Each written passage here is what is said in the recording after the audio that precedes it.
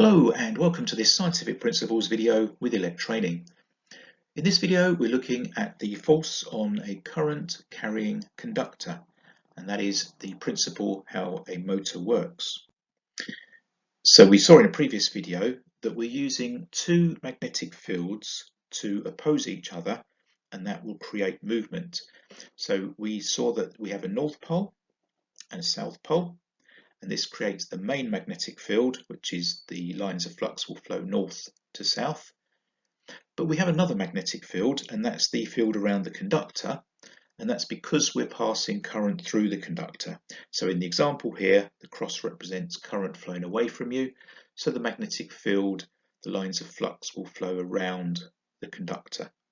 So these two magnetic fields oppose each other, and so the magnetic force will repel this conductor and it will move in a downward direction.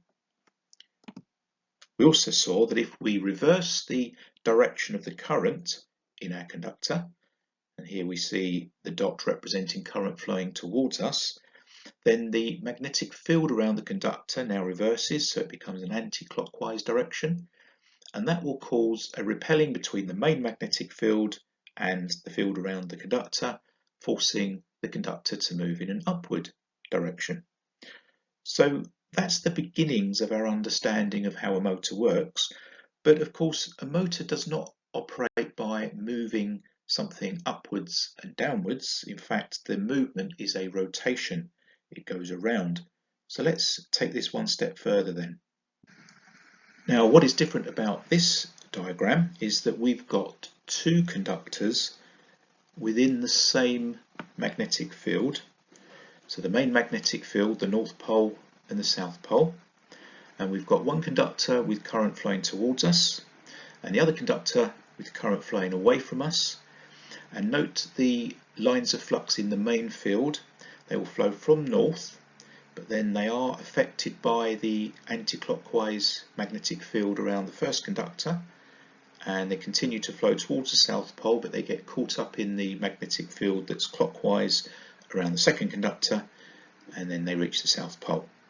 Now that means that we have a concentration of the magnetic force in the main field here underneath the first conductor and here above the second conductor. So the magnetic forces are going to push upwards on the one side, and they're going to push downwards on the other side. And so if we put a pivot point in the middle, so we're joining these two conductors up and pivoting them in the middle, it means that as we get pushing up on one side and pushing down on the other side, instead of it being a straight movement, it becomes a rotating movement. Okay, now I'm going to take it one step further. We don't actually have two conductors within our motor to achieve this. In fact, what we do is we have one conductor, but it's formed into a loop. So you can see in this diagram now we've got a loop of conductor, and I want you to imagine that you were viewing this from the bottom left hand corner of the screen, and just follow this arrow and follow my pointer. The current would flow into the conductor on this side, so at this point the current is flowing away from you, and as it continues to flow around the loop, then at this point the current is flowing towards you.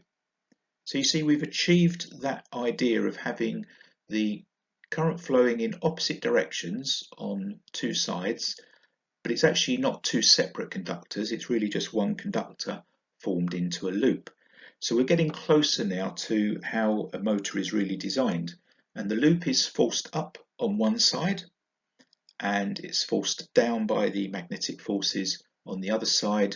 And if we have a pivot point, as we previously discussed, then rather than just a straight upward and downward motion, the loop is actually going to start to rotate.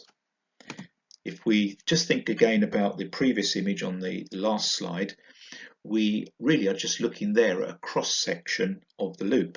So the circle with the dot would be a cross section of the loop at just that point there, and the circle with a cross would be a cross section of the loop at that point. So it's really a loop of conductor that's going to rotate within the magnetic field, and it's forced to rotate by the magnetic forces repelling. It's a combination of the magnetic force of the main field combining with the magnetic fields around the conductor, and that's what creates our movement. However, the design that I've shown you so far isn't the complete design of our motor, because it won't continue to rotate. Once the loop has changed position, it's going to reach a position where there won't be sufficient magnetic force applied to it to continue to rotate. So we've got to tweak our design, if you like, from what we've got here, and that's what we're going to look at in the next video, is how we can create a design for a motor that is going to keep rotating. So until then, thanks for listening and goodbye.